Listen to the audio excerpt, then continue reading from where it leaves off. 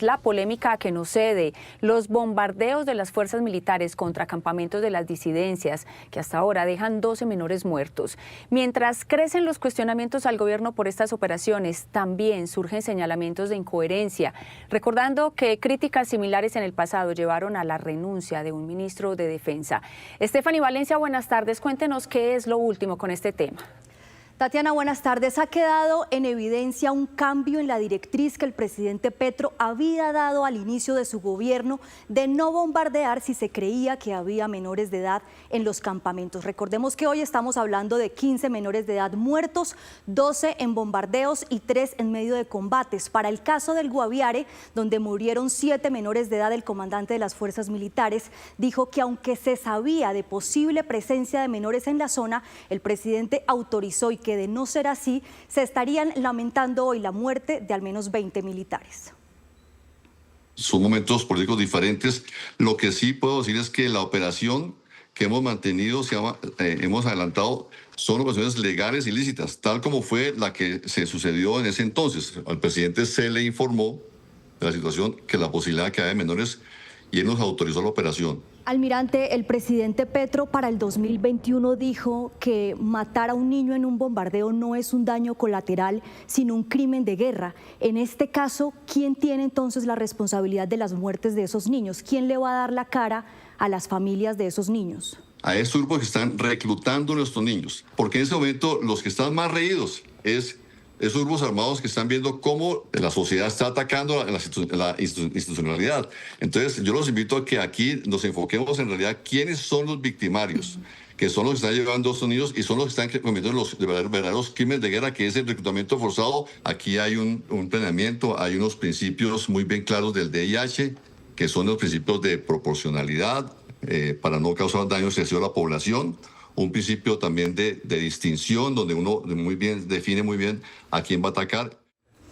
El almirante Cubides dijo que no ocultaron la información como cuestiona la Defensoría del Pueblo y que pidió que la responsabilidad por estas muertes recaiga sobre los grupos ilegales quienes reclutan y usan a los niños para evitar la ofensiva militar. Aquí no hay nada que discutir con respecto a la doctrina. Nosotros tenemos que saber que un menor es un blanco lícito en la manera que está vistiendo, usando armas, caracterizado en función continua de combate, y se convierte en un blanco lícito, y en ese momento pierde la protección que le da el DIH como un civil. No tenemos ningún ocultamiento. Así que hay transparencia, y estamos dando la cara aquí hoy día, y cuando corresponde aquí por los medios o en el Congreso estamos dando la cara de lo que estamos haciendo. ¿Cuál es la situación de los menores de edad en esos campamentos normalmente? ¿Qué tan fácil es para la fuerza pública determinar si hay o no hay menores de edad en estos sitios? La inteligencia siempre ha arrojado de que esos grupos siguen reclutando. Y es muy difícil poder hacer un conteo en la selva y poder detectar o discriminar que de los 20 o 30 bandidos hay 1 o 2 o 3 menores. Aquí la inteligencia nos lleva a que siempre hay la posibilidad de menores, y nosotros inclusive hemos suspendido muchos bombardeos. La defensora del pueblo, Iris Marín, dijo que es extraño que ni el gobierno ni las fuerzas militares hubieran informado la muerte de los menores de edad desde agosto pasado, y pidió a las autoridades buscar otros mecanismos antes de un bombardeo. Que se verifique previamente si quienes pueden resultar afectados, entre ellos se encuentran menores de edad, y que se agoten otros mecanismos que dentro de las hostilidades están permitidas de inteligencia, recuperación de los niños, niñas y adolescentes antes de incurrir en estos bombardeos. Desde octubre y desde agosto, porque también está el bombardeo que informa anoche Medicina Legal de agosto, nosotros estamos procediendo a solicitar información de todas las personas muertas en combate en estas operaciones de bombardeo, para verificar si inclusive en otros también habría otros menores de edad muertos. Yo no sé, digamos, por qué el gobierno no había dado información de esto, o si no lo tenía. Entiendo que respecto de los bombardeos de la semana pasada, los reportes de Medicina Legal salieron hacia finales de la semana pasada, entonces es probable que el gobierno no tuviera información. No es fácil sostener lo mismo respecto de los bombardeos de agosto y de octubre, sobre los cuales ya ha pasado bastante tiempo. Las recientes operaciones militares también han sido cuestionadas por distintas orillas políticas que le piden explicaciones al gobierno por lo que en años anteriores habían criticado. ¿Qué ha cambiado? Que en el gobierno Duque la gente pedía más paz que guerra y en el gobierno Petro, por la crisis de seguridad, la gente pide más mano dura que paz.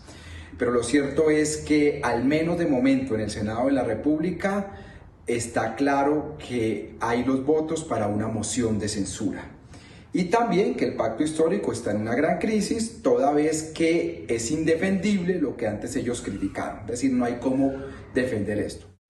El exministro de Defensa, Guillermo Botero, también habló de las críticas que en su momento recibió por los bombardeos y que para ese momento le costó también el puesto en esa cartera de defensa. Dijo que hoy el gobierno defiende lo que en su momento criticó.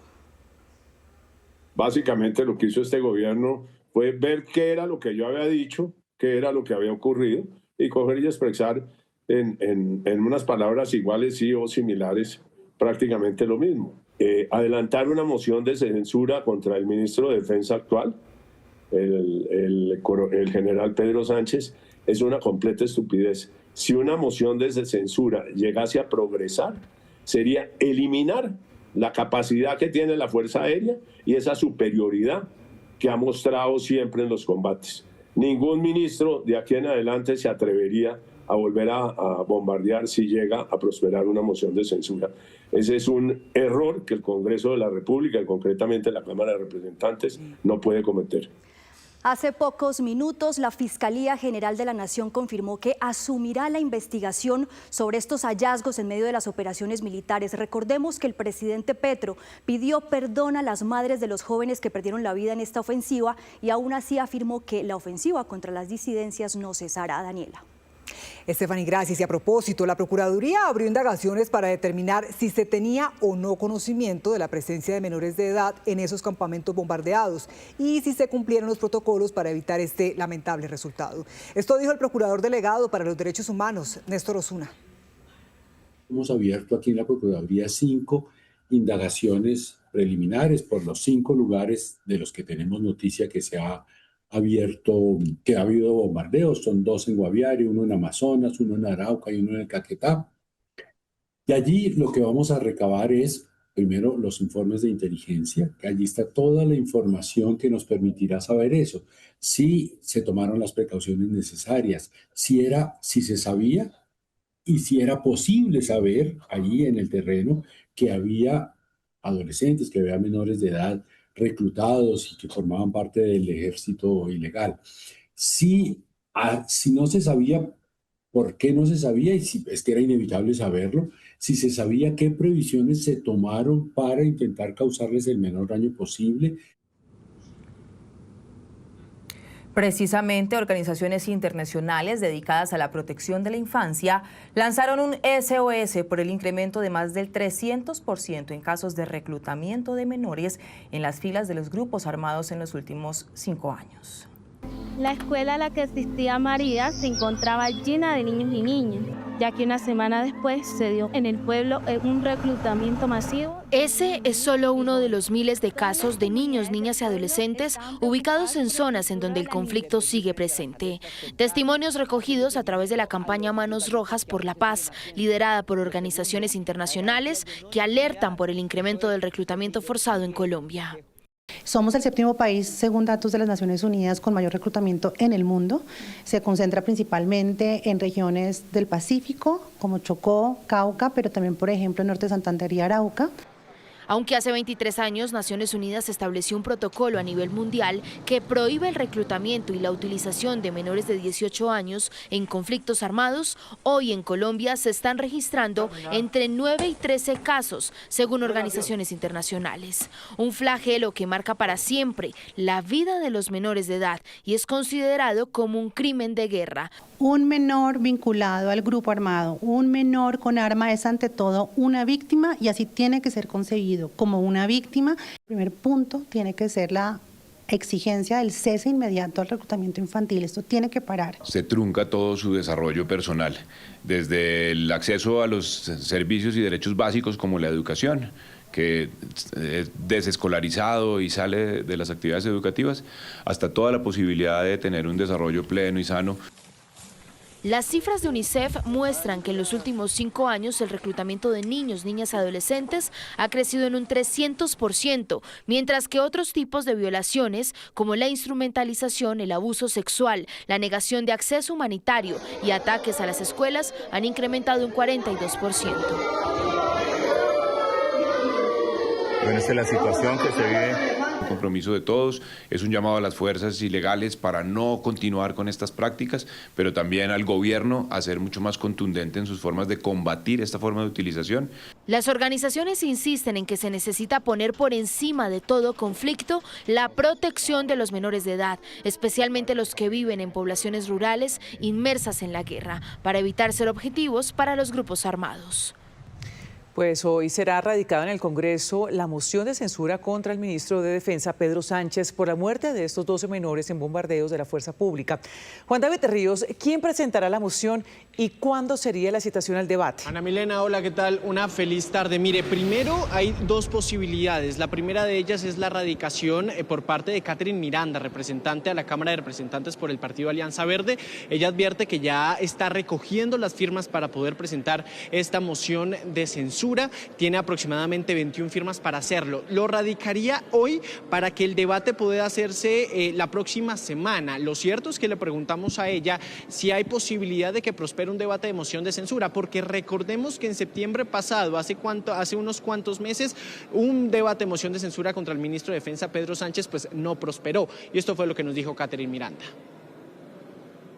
Lo lógico, lo coherente con los principios que históricamente ha defendido el presidente Gustavo Petro es que estos hechos sean absolutamente condenables y tal vez no salga por votación en moción de censura, pero el ministro sí tiene que salir porque se le pida la renuncia. Bien, ya hay otra posibilidad y es por parte de la bancada de oposición, pero en el Senado de la República. Algunos senadores del Centro Democrático también están mencionando que podrían radicar una moción de censura contra el ministro Pedro Sánchez, por supuesto, por estos bombardeos y el fallecimiento de los menores de edad. Lo cierto es que tan pronto se radique, ya sea en Cámara o en Senado, se tiene que anunciar el proyecto para después, por supuesto, dar lugar a ese debate de moción de censura. Sí, Juan David, gracias. Desde enero del 2024 hasta junio de 2025, según datos de la Defensoría del Pueblo, van 391 niños, niñas y adolescentes reclutados en el departamento del Cauca. Fernando Rojas, ¿qué ha pasado con estos menores de edad? ¿Qué se sabe de ellos? Hola Stephanie, muy buenas tardes. Mire, pues estos menores de edad son cifras que entrega la Defensoría del Pueblo, pero la misma Defensoría y las comunidades indígenas han manifestado que pueden ser hasta 5 o 7 veces más, ya que existe un subregistro, ya que hay temor por parte de las comunidades indígenas y en el departamento del Cauca para denunciar cuando a un niño o una niña se los llevan de manera reclutados de manera forzada. En este caso, o en esta situación del departamento del Cauca, hay casos tan preocupantes como el doble reclutamiento de 2 niñas del norte del departamento del Cauca en el pasado mes de octubre. 2 niñas que fueron reclutadas, fueron recuperadas, nuevamente reclutadas y nuevamente recuperadas por las comunidades indígenas. A mediados de octubre del 2025, 2 niñas indígenas reclutadas por las disidencias de Mordisco fueron recuperadas por las comunidades. Cuando regresaban, en el sector de Timba, fueron arrebatadas al grupo de autoridades que las recuperó. Días después, fueron nuevamente recuperadas por una comisión indígena que las encontró en la parte alta de Buenos Aires, Cauca. Un caso que ilustra la gravedad del reclutamiento de niñas indígenas. Integrantes del Frente Jaime Martínez se llevaron a varias menores de edad y tras nuevas acciones comunitarias, las niñas fueron nuevamente recuperadas. Hoy se encuentran al cuidado de sus familias y de las autoridades indígenas articuladas en la CIN. Cifras de la Defensoría del Pueblo revelan que desde enero del 2024 hasta junio del 2025, en el Cauca fueron reclutados 391 menores de edad. Según las cifras, los mayores reclutadores de niños en el país son las disidencias de Mordisco. La gran mayoría corresponden a niñas, niños y adolescentes indígenas, lo que confirma que los pueblos étnicos son el blanco principal de esta práctica.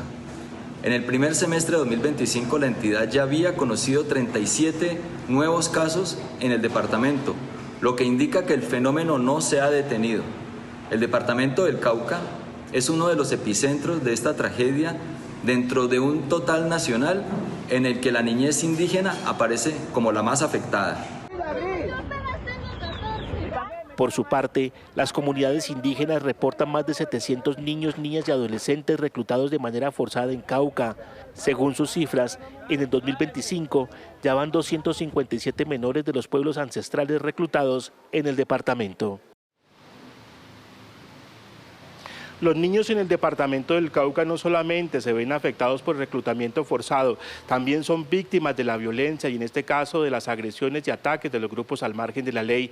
Tal es el caso de una menor de edad que junto a su madre se movilizaban en el sector de Mojarras durante el pasado fin de semana.